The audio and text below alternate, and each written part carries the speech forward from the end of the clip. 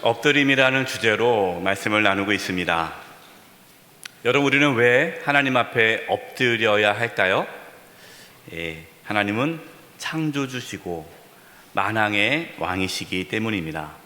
그리고 우리는 피조물이고 하나님의 통치와 다스림을 받아야 할 하나님의 백성이기 때문에 우리는 하나님 앞에 엎드려야 합니다. 하나님 앞에 엎드린다는 것이 너무나 당연한 것 같지만 실제로 하나님 앞에 엎드리는 분들이 그렇게 많지는 않습니다. 왜냐하면 하나님 앞에 엎드린다라는 것은 하나님을 왕으로 인정하고 하나님의 통치와 다스림을 받아야 하기 때문이죠. 하나님 앞에 엎드릴 때에 우리의 신앙은 참된 신앙이 됩니다. 하나님 앞에 엎드리는 신앙은 하나님 중심 신앙입니다. 하나님 중심 신앙이 참된 신앙이죠. 우리가 회복해야 할 신앙은 하나님 중심 신앙입니다.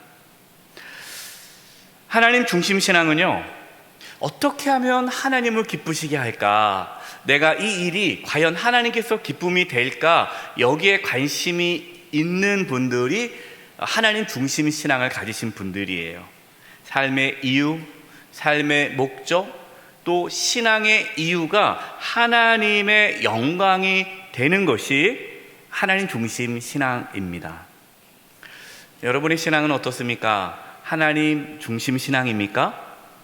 아니면 자기 중심 신앙입니까? 안타까운 것은 적지 않은 성도님들이 하나님 중심이 아니라 자기 중심 신앙생활을 한다는 거예요. 이것은 비단 성도들뿐만 아니라 목회자들 중에서도 자기 중심적인 신앙을 하는 분들도 있습니다. 자기 중심 신앙은 어떤 신앙일까요?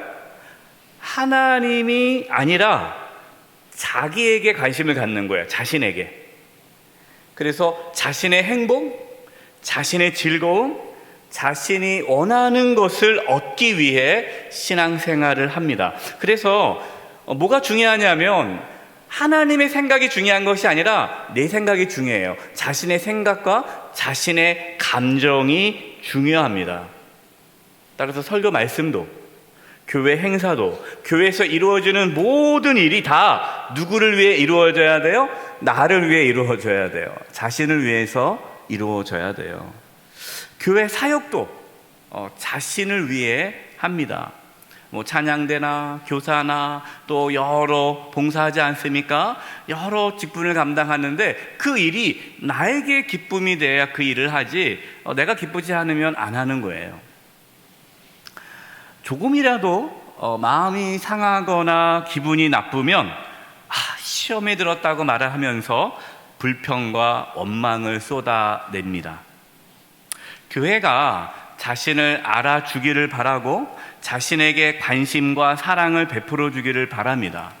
그리고 자신의 뜻대로 교회가 움직여야 돼요. 그렇지 않으면 화를 내죠. 교회가 자신에게 아주 좋은 서비스를 제공해 주어야 한다라고 생각하면서 고객 마인드로 교회를 다니십니다. 여러분, 그분은 하나님 중심 신앙이 아니라 자기 중심 신앙이죠. 이렇게 자기 중심적인 신앙생활 하시는 분들은 절대로 하나님 앞에 엎드리지 않습니다. 여러분, 우리가 하나님 중심 신앙인지 아니면 자기 중심 신앙인지를 확인하는 방법 중에 하나가요, 예배의 자세예요. 여러분, 지금 우리가 하나님께 예배를 드리고 있지 않습니까? 이렇게 예배를 드리고 있는데 예배를 드릴 때에 하나님께 집중하고 있는가 아니면 자신에게 집중하고 있는가를 한번 확인해 보시기 바랍니다. 하나님 중심적인 신앙은요, 예배를 드릴 때에 하나님께 집중합니다. 예배 순서 하나하나 가운데에 하나님께 집중하며 하나님을 향해서 예배를 드리죠.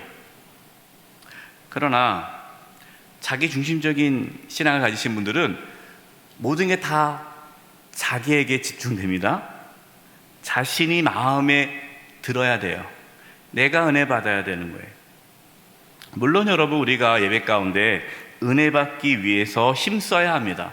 은혜 받아야죠. 하지만 여러분, 예배를 드리는 첫 번째 이유는 은혜 받기 위해서가 아닙니다. 우리가 예배를 드리는 이유는 하나님 앞에 엎드리기 위해서예요. 하나님께 감사와 영광을 돌리기 위해서 우리는 예배를 드리는 겁니다. 지난 주중에 메일이 왔어요. 교회로요. 그래서 이제 우리 부목사님 저한테 그 메일의 내용은 저한테 보낸 편지이기 때문에 저한테 그 내용을 보내주셨습니다. 그 편지를 쓰신 분은 이제 미국에 있는 우리 교회, 어렸을 때 우리 교회 성도고 지금 미국에서 다른 교회를 섬기고 있어요. 어머니께서 우리 교회에 이제 다니시는데, 미국에 있는 딸과 이 어머니가 우리 교회 성도님이죠. 대화를 나누는데 예배 가운데, 지난주에 예배 가운데 많은 은혜를 받은 것에 대해서 이야기를 나눴습니다. 자신이 하나님 앞에 회개하게 되었고, 그리고 하나님을 향하는 마음을 회복하게 되었다라는 고백이었습니다. 딸은 어머니가 그렇게 하나님을 향한 마음을 가졌다는 그 고백을 듣고 너무나 기뻐서 감사의 글로, 이메일로 보내주었습니다. 여러분, 그것이 예배죠. 그전에는 하나님을 향하지 않았는데 예배하는 가운데에 하나님을 향하는 마음을 갖게 되었다. 여러분, 이것이 하나님 중심적인 신앙의 모습이죠. 여러분, 우리는 그동안 엎드림에 대한 말씀을 나누고 있습니다. 엎드림이라는 주제로 말씀을 나누는 이유는 단 하나입니다. 그것은 우리의 신앙이 자기 중심 신앙이 아니라 하나님 중심 신앙으로 회복하기 위해 우리는 하나님 앞에 엎드리자라고 말씀을 나누고 있습니다. 이제 오늘 세 번째 엎드림의 말씀은 경외함의 엎드림입니다. 하나님께 엎드리는 이유가 무엇입니까? 하나님을 경외하기 때문이죠.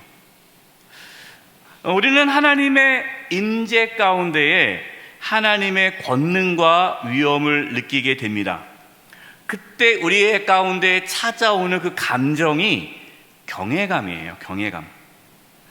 하나님의 임재 앞에서 두렵고 떨림 가운데 하나님 앞에 엎드리는 것이 경외함의 엎드림입니다. 저는 소망하고 기도합니다. 우리가 드리는 이 예배 가운데 하나님의 임재를 경험할 수 있기를 바랍니다. 하나님을 임재하는 가운데 하나님의 그 크신 권능과 위엄을 느끼고 하나님 앞에 경외함으로 엎드리는 예배가 우리 가운데 있기를 간절히 소망합니다. 솔로몬이요, 하나님의 성전을 건축하고 이제 하나님께 기도를 드릴 때에 어떠한 일이 일어났을까요? 역대하 7장 1절 3절에 이렇게 말씀하고 있어요. 솔로몬이 기도를 마침에 불이 하늘에서부터 내려와서 그 번제물과 제물들을 사르고 여호와의 영광이 그 성전에 가득하니, 여호와의 영광이 여호와의 전에 가득함으로 제사장들이 여호와의 전으로 능히 들어가지 못하였고, 이스라엘 모든 자손은 불이 내리는 것과 여호와의 영광이 성전 위에 있는 것을 보고 돌을 깐 땅에 엎드려 경배하며 여호와께 감사 이르되 선하시도다, 그의 인자하심이 영원하도다 하니라. 아멘. 이제 하나님의 성전이 다 건축되고요, 봉헌을 했어요. 기도를 했습니다. 그러자 하나님의 영광이 하나님의 성전에 가득했습니다. 하나님의 영광은 무엇입니까? 하나님의 영광은 하나님의 임재예요. 하나님의 임재가 성전 가운데 가득 찼습니다. 얼마나 하나님의 강력한 임재가 임했는지 제사장들이 하나님의 성전에 들어갈 수가 없었어요. 이스라엘 모든 자손은 하나님의 그 불이 하늘로부터 내려오는 것을 보았습니다. 하나님의 영광이, 하나님의 임재가 하나님의 성전 위에 가득 임한 것을 보고 땅에 엎드려 경배하였습니다. 바로 이 모습이 예배자의 모습이에요. 하나님의 영광이, 하나님의 임재가 가득한 성전이, 그게 진짜 성전이죠. 아무리 화려하고 아무리 웅장한 성전이라 할지라도 하나님의 임재가 없으면 여러분, 그것은 성전이 아니에요. 그냥 건물이에요. 우리 영세교회가 하나님의 영광이, 하나님의 임재가 가득한 교회가 되기를 소망합니다. 우리는 그것을 사모하고 또 그 예배 가운데 그 하나님의 임재를 경험하고 하나님 앞에 엎드리는 것, 여러분 이것이 예배라는 거예요. 이것을 잘 보여주는 말씀이 시편 95편입니다. 시편 95편 1절 6절 말씀을 제가 읽어드리겠습니다. 오라, 우리가 여호와께 노래하며 우리의 구원의 반석을 향하여 즐거이 외치자. 우리가 감사함으로 그 앞에 나아가며 시를 지어 즐거이 그를 노래하자. 여호와는 크신 하나님이시요 모든 신들보다 크신 왕이시기 때문이로다. 땅의 깊은 곳이 그의 손 안에 있으며 하늘의 높은 곳도 그의 것이로다. 바다도 그의 것이라. 그가 만드셨고 육지도 그의 손이 지으셨도다. 우리 6절 말씀을 같이 읽어보겠습니다. 시작. 오라, 우리가 굽혀 경배하며 우리를 지으신 여호와 앞에 무릎을 꿇자. 아멘. 여러분, 우리가 예배를 드릴 때요, 하나님이 누구신지, 우리의 예배를 받으신 하나님이 어떤 분인지를 정확하게 알아야 합니다. 하나님 어떤 분이세요? 크고 위대하신 만왕의 왕이신 하나님이에요. 천지 만물을 창조하신 창조주 하나님이십니다.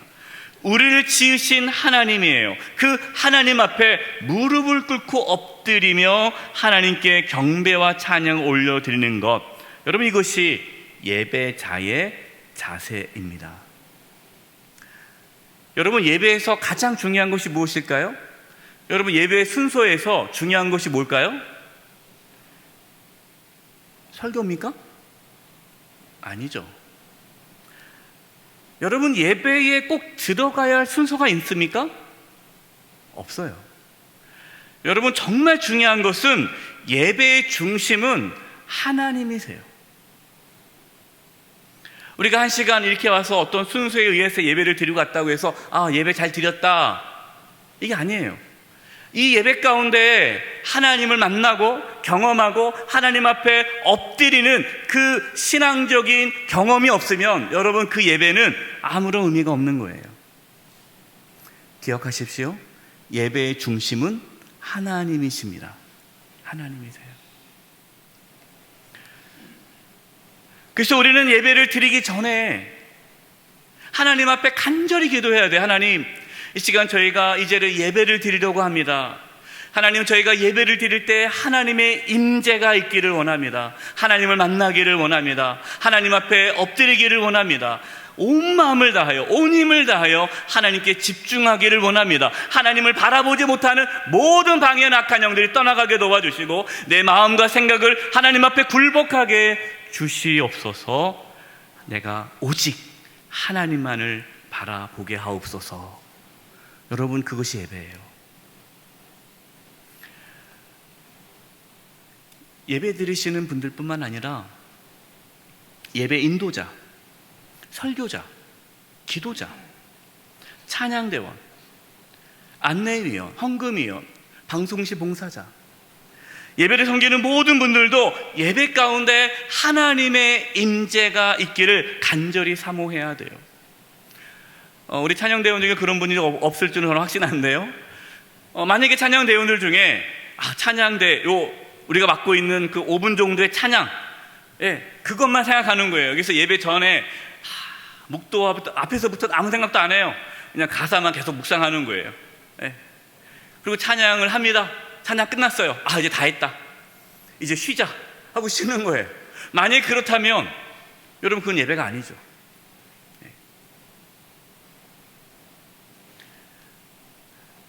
예배 가운데 하나님의 임재가 있을 때 비로소 우리는 하나님의 경외함에 엎드림을 할 수 있는 거예요. 시편 132편 7절입니다. 저는 이 말씀이 우리 예배 가운데 이루어지기를 간절히 소망하면서 우리 같이 한번 읽어보겠습니다. 시작. 우리가 그의 계신 곳으로 들어가서 그의 발등상 앞에서 엎드려 예배하리로다. 아멘. 하나님의 계신 그곳으로 들어가서 여러분, 우리 예배당에 들어왔습니다. 예배당에 어떤 마음으로 들어왔습니까? 하나님이 계신 그곳에 들어가서 하나님 앞에 엎드려 예배한다는 거예요. 여러분, 지금 다 우리가 의자에 앉아있지 않습니까? 사실 의자가 없어야 돼요. 다 바닥에 엎드려 예배 드려야 돼요. 근데 그러면 안 오잖아요. 다리 아프다고, 허리 아프다고. 여러분, 우리는 비록 앉아서 예배 드리지만 우리의 마음은 어떻게 해야 됩니까? 하나님 앞에 엎드려 예배 드려야 돼요. 엎드려 예배 드려야 돼요. 우리가 하나님 앞에 엎드려 경배하며 경외하는 그 중요한 이유가 또 하나 있습니다. 하나님은요, 어떠한 사람을 사용하실까요? 하나님을 경외하는 자를 사용하십니다. 그래서 하나님께서는요, 하나님의 일을 하기 전에 사람을 부르지 않습니까? 어떤 사람을 통해서 일을 하시잖아요. 그 사람을 통해서 어떠한 일을 하기 전에 하나님은 반드시 그 사람이 하나님을 경외하는, 하나님의 임재 가운데 하나님을 경외함을 경험하게 하십니다. 이것이 오늘 본문 말씀이에요. 우리가 함께 읽은 여호수아 말씀인데요, 여호수아가 가나안 땅에 들어가기 전에 하나님께서 여호수아에게 특별한 경험을 하게 하십니다. 이것이 오늘 본문 여호수아 5장 13절에서 15절이에요. 여호수아가 여리고에 가까이 이르렀을 때에 눈을 들어본즉 한 사람이 칼을 빼어 손에 들고 마주 서 있는지라. 여호수아가 나아가서 그에게 묻되 너는 우리를 위하느냐 우리의 적들을 위하느냐 하니 그가 이르되 아니라 나는 여호와의 군대 대장으로 지금 왔느니라 하는지라. 여호수아가 얼굴을 땅에 대고 엎드려 절하고 그에게 이르되 내 주여 종에게 무슨 말씀을 하려 하시나이까. 여호와의 군대 대장이 여호수아에게 이르되 내 발에서 신을 벗으라. 내가 선 곳은 거룩하니라 하니 여호수아가 그대로 행하니라. 아멘. 가나안 땅에 들어가기 직전에 있는 여호수아에게 하나님은 하나님을 경외함을 경험하게 하십니다. 왜 그렇게 하셨을까요? 지금 여호수아는 가나안 땅에 들어가서 무엇을 해야 돼요?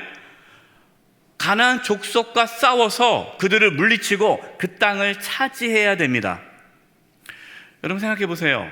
지금 모세가 지도자로 이끌어왔고 그 다음에 여호수아가 이끌어 갑니다. 자, 모세가 한 사명과 여호수아가 앞으로 해야 할 사명, 어떤 게 더 어려워 보입니까? 둘 다 어렵지만 저는 개인적으로 여호수아가 훨씬 더 어렵다고 봅니다. 왜냐하면 모세는 광야 생활 40년을 이끌어 왔어요. 이제 가나안 땅에 들어가기 직전에 모세는 이제 손을 이제 그만두고 모든 걸 내려놓고 여호수아가 그 일을 맡았습니다. 실제로 이제는 여호수아가 이끌고 가나안 땅에 들어가 싸워야 돼요. 근데 가나안 땅에 살고 있는 그 가나안 족속은요, 이스라엘 지금 이 갖고 있는 이 군대보다 훨씬 더 강력한 군대가 가나안 족속이에요. 싸워서 이길 수가 없습니다. 여러분, 여호수아가 얼마나 두려웠겠어요. 어떻게 가나안 땅을 차지할 수 있을까? 하나님께서 분명히 말씀하셨지만 엄두가 안 났을 거예요. 두려웠을 겁니다. 그래서 하나님은 여호수아에게 가장 많이 하신 말씀 중에 하나가 뭡니까? 두려워하지 말아라, 담대하라. 이것을 여호수아에게 참 많이 하세요. 당연히 그럴 수밖에 없을 것 같아요. 여러분, 여호수아는 하나님을 알고 있었어요. 그러나 하나님을 머리로 알았죠. 모세와 같이 하나님의 강력한 임재를 경험하지 못했습니다. 시내산에 올라갈 때 모세만 올라갔잖아요. 그러니까 여호수아는 늘 모세의 하나님이 모세를 만난 것만 보았지 본인은 하나님을 깊이 경험하지 못했어요. 이제 가나안 땅에 들어가기 직전에 하나님이 여호수아를 만나 주십니다. 칼을 빼드는 하나님의 군대 장관을 만나요. 얼마나 두려웠겠습니까? 하나님, 그 군대 장관 앞에 머리를 숙여 엎드립니다. 군대 장관이 뭐라고 말을 합니까? 내 신을 벗으라. 왜 신을 벗으라고 합니까? 그곳은 거룩한 곳이기 때문에 신을 벗어라. 네가 선 그곳은 거룩한 곳이다. 신을 벗어라. 여러분, 왜 그 땅이 거룩한 곳이에요? 지금 여호수아가 서 있는 그 땅이 왜 거룩합니까? 하나님의 임재가 있기 때문에. 하나님의 임재가 있기 때문에 거룩한 땅이에요. 그 하나님의 임재 가운데 여호수아는 신을 벗고 하나님 앞에 엎드립니다. 하나님 앞에 경외함에 엎드림을 하는 것이죠. 이 사건을 통해서 여호수아는 가나안 땅에 들어가 가나안 족속을 몰아낼 수 있는 그 믿음과 용기를 얻게 됩니다. 여러분, 왜 우리가 하나님 앞에 엎드려야 할까요? 특별히 왜 하나님을 경외함 가운데 엎드려야 할까요? 하나님을 경외함이 왜 우리에게 그렇게 중요할까요? 하나님을 경외하는 자는 세상을 두려워하지 않습니다. 저도요, 목회를 하면서요, 두려울 때가 많아요. 목회뿐만 아니라 인생을 살아가면서 두려울 때가 있지 않습니까? 목사님 보기에는 두려워하지 않을 것 같은, 저도 인간이에요. 저도 두렵습니다. 여러 가지 두려움이 있어요. 그때마다 하나님 앞에 엎드립니다. 하나님께 집중합니다. 하나님의 임재를 경험하고 하나님을 경외하는 가운데 엎드릴 때에 제 마음에 있던 모든 두려움이 사라지고 불안이 사라집니다. 담대함이 생기는 거예요. 믿음이 생기는 거예요. 용기가 생기게 됩니다. 저와 여러분 가운데 이러한 여호수아가 경험했던 하나님 앞에 엎드려 그 하나님의 경외함을 경험하는 그 은혜가 있기를 바랍니다. 마지막으로 하나님의 그 권능과 위엄을 경험하고 어떠한 소망도 없는 절망 가운데 있었던 에스겔, 이 에스겔에 대한 사건을 여러분들에게 소개하고 말씀 마치겠습니다. 에스겔은요, 젊은 나이에 이제 포로로 끌려갑니다. 유다가 망하죠. 바벨론 포로로 끌려가요. 바벨론 포로 생활을 합니다. 어떠한 소망도 없어요. 그냥 절망뿐인 그 포로 생활하는 중에 하나님께서 에스겔을 만나 주십니다. 1장에도 만나 주시고 3장에도 만나 주시는데, 이 시간 여러분에게 소개하고 싶은 말씀은 3장이에요. 에스겔 3장 22, 23절입니다. 여호와께서 권능으로 거기서 내게 임하시고, 자, 하나님의 권능이 거기서입니다. 거기가 어디입니까? 바벨론 땅이에요. 바벨론 땅. 내게 임하시고 또 내게 이르시되 일어나 들로 나아가라. 내가 거기서 너와 말하리라 하시기로 내가 일어나 들로 나아가니 하나님의 영광이 거기에 머물렀는데, 하나님의 영광이 머물렀다라는 게 뭡니까? 하나님의 임재가 임한 거예요. 내가 전에 그발 강가에서 보던 영광과 같은지라 내가 곧 뭐하니? 엎드리니. 에스겔 1장에서도요, 에스겔이 그발 강가에 있었을 때에 하나님의 영광이 임합니다. 하나님의 권능과 위엄이 임합니다. 그 하나님의 임재 아래에서 에스겔이 엎드리죠. 그리고 하나님 말씀을 듣습니다. 그리고 지금 에스겔 3장에도 또 한 번의 이러한 하나님의 강력한 임재를 경험하게 돼요. 그때도 에스겔은 하나님 앞에 엎드립니다. 이 경외함의 엎드림이 있는 거죠. 하나님께서 에스겔에게 말씀하십니다. 어떠한 소망도 없고 절망뿐인 이스라엘 백성들에게 하나님의 말씀을 담대히 선포하라고 하시죠. 에스겔은 하나님 말씀을 선포합니다. 여러분, 왜 하나님께서 예루살렘 성이 아니라 바벨론, 이방 땅인 바벨론 땅에 하나님의 영광이 임했을까요? 유대인들은 어떤 생각이 있었어요? 하나님의 영광은, 하나님의 임재는 예루살렘만 임한다고 생각을 했어요. 여러분, 하나님의 영광이 이 예배당에만 임합니까? 교회에만 임합니까? 그렇지 않습니다. 하나님의 영광은 여러분의 가정에, 여러분의 직장에, 여러분의 삶의 자리에 임합니다. 우리가 제한하면 안 돼요. 하나님께서는 어떠한 소망도 없고 절망뿐이 그 바벨론 땅, 이방인 땅이에요. 그 땅에 하나님의 영광이 임한 것을 경험하게 하세요. 무슨 뜻일까요? 여러분, 우리의 삶이 어떠한 절망 가운데 놓여져 있습니까? 어떠한 희망도 없고 그냥 두려움 가운데 사로잡혀 있습니까? 여러분, 그곳에 하나님의 영광이 임하면, 하나님의 임재가 임하면 여러분 가운데 하나님의 놀라운 역사가 나타남을 믿으시기 바랍니다. 우리의 시선을 연약한 자기 자신에게 두지 마십시오. 우리의 시선을 절망할 수밖에 없는 나의 상황과 환경에 두지 마십시오. 우리의 시선을 살아계신 하나님, 천지를 만드신 하나님께 두시기 바랍니다. 어떠한 절망적인 자리에서도 살아계신 하나님을 바라보며 하나님 앞에 엎드리십시오. 그곳에서 하나님의 경외함에 엎드림이 있을 때에 하나님은 그 상황에서도 우리를 통해 하나님의 일을 이루어 가십니다. 저는 소망합니다. 우리가 드려지는 모든 예배 가운데, 또 예배뿐만 아니라 우리 사랑하는 성도님들의 가정과 또 직장과 삶의 자리에, 또 이 나라의 민족 가운데에 하나님의 영광이 임하고 하나님을 경외함을 회복하여 하나님 앞에 경외함으로 엎드림으로 하나님께 쓰임받는 저와 여러분, 또 이 민족 되기를 간절히 축원드립니다. 이제 우리 합심해서 기도하겠습니다.